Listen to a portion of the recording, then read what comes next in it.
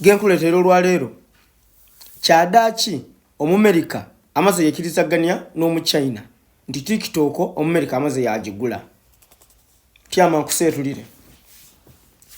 Tube tuwebuuza lwaki tukafuna views ningi.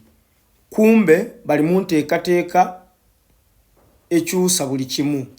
Nti era TikTok eno kimaze kyategeezebwa nti ekujja kukyusibwa okuva ku lina lya TikTok eyetebwe M2 era oteewuunya nga app yo evuire mu simu be obanga app yo otapinga muteka akola aho boyina kujja ku upgradinga ku Play Store oba ku App Store okuva ku TikTok ojja kwagana M2 gye tukujja okutandika okukozesa. Era kitegeezebwa nti biri kujja byona kukyusibwa mugwo mwenda nga ditya nga 5.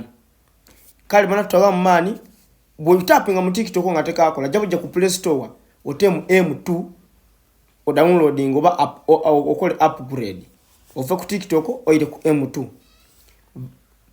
America n'aba China bekiriza gainia enchuka muri kujana mu TikTok kuba enchuka dijja kuba mu ningi nti saadi no posting ebyo busego betu bakabipostinga nti yagana yebigale byama bino yagana ebitu betu byagana Instagram but saadi no ni TikTok kyadachi eri kutuwera freedom nti buli kyoyendo kitayo bino mbokodi bya musayi mbokodi bya bichichi betu babikiriza kuno ku TikTok but okutandika na kodo mwezi nga 5 gw'omwenda tulikujja kubanga tutandika okulozaku obuwomi bwa TikTok nkani M2 kubera kuva ku TikTok eri kuira ku M2 nti Omumerika yamaliriza okusaininga buli kimu bakimaze kyagere no mu China era tujja kutandika kunumira TikTok enungi nkani M2 empyaka app empyaka era tujja kujja ku Play Store tutemu M2 app yo tujja kubanga tujagana yo nga tunumira TikTok empyaka baba kyabazinga funvuga ebyanda n'ebyanda